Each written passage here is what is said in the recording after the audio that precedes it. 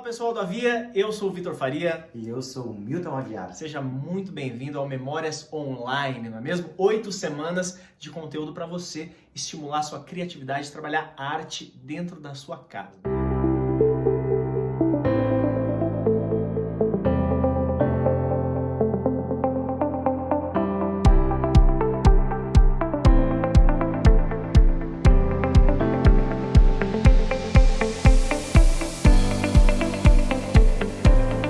Nessas próximas semanas a gente vai trabalhar algumas coisas, algumas questões corporais e artísticas também. Então a gente pede só que você acompanhe em 100% todo o conteúdo que foi preparado com muito carinho para você experimentar aí dentro da sua casa, beleza? Hoje na primeira aula, como de costume, a gente vai abordar um único filme, uma animação inclusive nacional, que é muito interessante para a gente conhecer um pouquinho mais do nosso próprio cinema, não é mesmo? Então a gente vai falar um pouquinho sobre uma animação, fazendo uma conexão com a aula do professor Milton, que vai falar sobre algumas técnicas de conhecimento vocal, beleza? O filme que nós vamos trabalhar hoje chama As Aventuras do Avião Vermelho, uma animação de 2015, nacional, de Frederico Pinto e José Maia. Manda ver.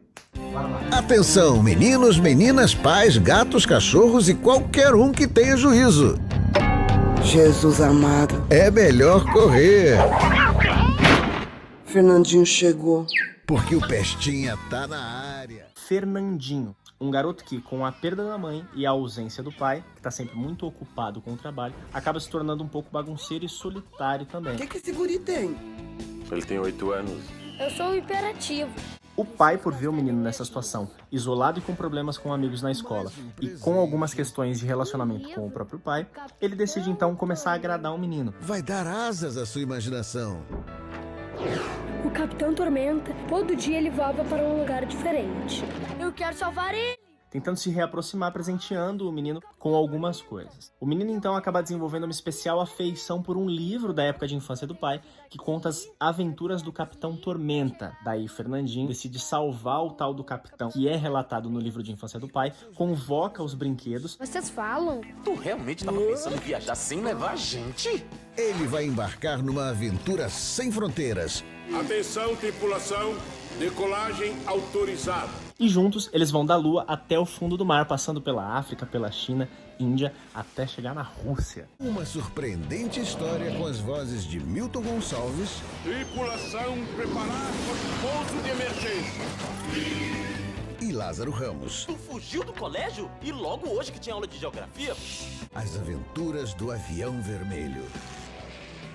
O que é muito legal da gente observar nesse filme? Primeiro que é uma animação brasileira, uma animação 100% nacional, do Frederico Pinto e do José Maia. O Frederico Pinto, para quem não conhece, ele é diretor de arte e ele tem alguns trabalhos que talvez vocês já devam ter escutado em algum momento, como Eu e Meu Guarda-Chuva. O José Maia tem um trabalho especificamente de direção de arte, que a gente vai falar também em algumas próximas aulas. O filme é baseado no livro de mesmo nome, do Érico Veríssimo, um livro de 1936, e ele tem uma história muito bem alinhada, baseada no relacionamento familiar e no relacionamento da criança com o pai, da criança com o amigo, da criança com a escola, da criança com os brinquedos, enfim. O filme tem uma paleta de cores muito interessante porque os diretores exploram em 100% o colorido, né? A animação As Aventuras do Avião Vermelho é um pouco diferente das animações que a gente tem acompanhado de uns anos pra cá, que são produzidas pela Pixar, que são produzidas pela Disney, por exemplo, que são animações em 3D. No filme As Aventuras do Avião Vermelho, existem alguns brinquedos, por exemplo, que ganham vida, como vocês viram no trailer que passou agora há pouco. Diferente de um Toy Story, por exemplo, que os brinquedos também ganham vida, mas eles têm uma movimentação, uma produção, um desenvolvimento em 3D,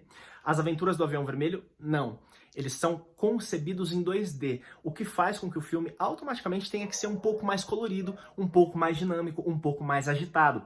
Quando você assiste o filme, você percebe que a trilha sonora acontece do início ao fim, não existe uma interrupção de trilha, o tempo todo existe o estímulo sonoro e as cores são sempre bem vibrantes na ideia de prender a atenção da criança que atualmente não está mais tão acostumada com esse desenho mais chapado, com esse desenho com menos volume. Sobre isso vocês vão entender um pouco melhor nas aulas de arquitetura, quando o professor Eduardo começar a falar sobre perspectiva, sobre desenho, sobre tirar o desenho do papel e dar volume para ele. O filme, quando foi lançado, ele teve uma divisão muito bem equilibrada de críticas, de 8 a 80, ele foi aclamado por muitos críticos e não muito aclamado por outros. Isso meio que faz parte de qualquer produção artística, né? O artista, de um modo geral, ele tem que sempre estar aberto para esse tipo de apontamento. Porém, uma coisa muito interessante que o filme aborda é a relação familiar e, claro, o apreço pela leitura, né? Então, de uma maneira sutil, delicada, superficial, só que motivando o filme inteiro, os diretores tratam a paixão pela leitura como mote, como impulso para fazer o menino se aventurar,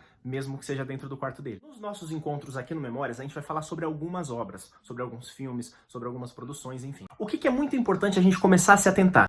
A gente entender como ter vocabulário crítico. Vocabulário crítico é quando a gente começa a analisar uma obra e detalhadamente a gente começa a entender por que a gente gosta e por que a gente não gosta.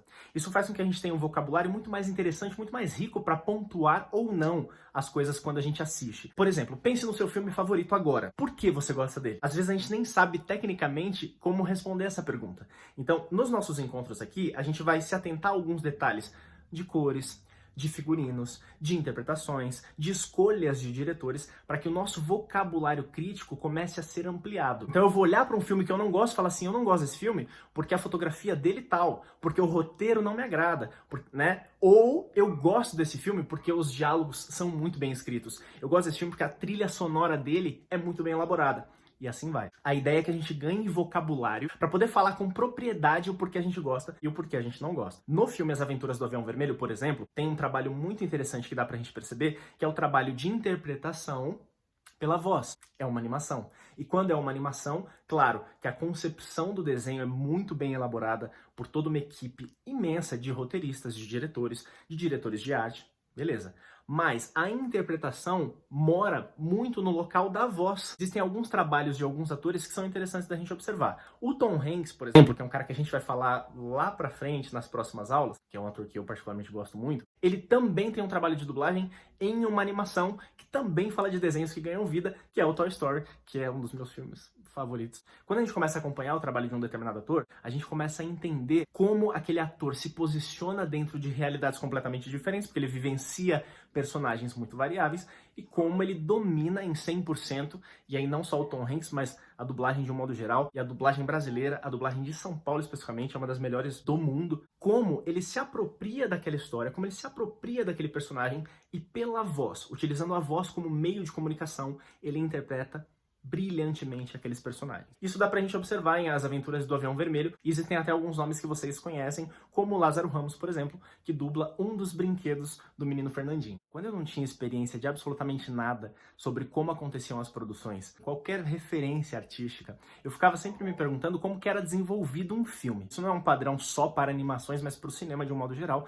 Existe um recurso chamado storyboard. O que é storyboard? De uma forma bem resumida, mas para que a gente possa entender e possa colocar em prática em um exercício para a semana que vem, o storyboard nada mais é do que alguns quadros, alguns frames, alguns quadrinhos, para ficar mais claro, onde eu tenho desenhado o que vai ser apresentado naquele plano ou naquela cena. Um storyboard mais elaborado tem frame a frame, então cada fotografia, cada plano que acontece naquela cena está em um quadro do storyboard. Ou um storyboard mais simples, 1 ou 2 takes, 1 ou 2 frames, 1 ou 2 quadrinhos, contando um pouco daquela cena. Entendendo isso, entendendo um pouco do que é storyboard, o que a gente vai fazer? Bebendo no que nós vimos sobre o filme As Aventuras do Avião Vermelho e pensando nos próximos encontros, pensando em tudo isso que a gente vai consumir de cinema, de obras, enfim. Vocês vão selecionar 5 frames, 5 fotos, 5 quadros.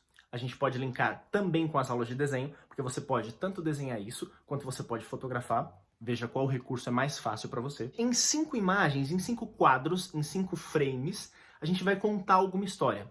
Começo, meio e fim. Não tem certo, não tem errado, ela não precisa ter uma lógica. Às vezes a gente trava, a gente bloqueia o senso criativo, porque fala assim, nossa, eu criei uma história, mas ela não faz sentido nenhum.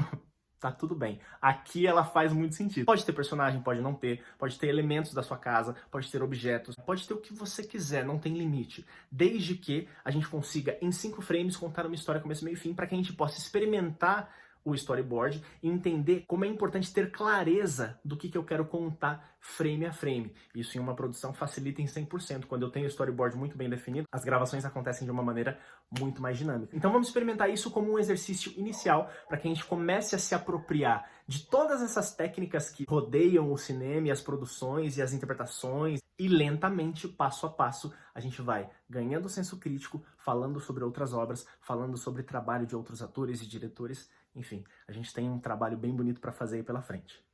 Beleza? Acompanhem o canal da Via, acompanhem o Memórias Online. Tem programação para vocês todos os dias e não se esqueçam das lives no final de semana. Pra gente essa interação é fundamental. Beleza? Dúvidas? A gente está sempre à disposição. Uma boa semana para vocês. Até semana que vem. Muito obrigado.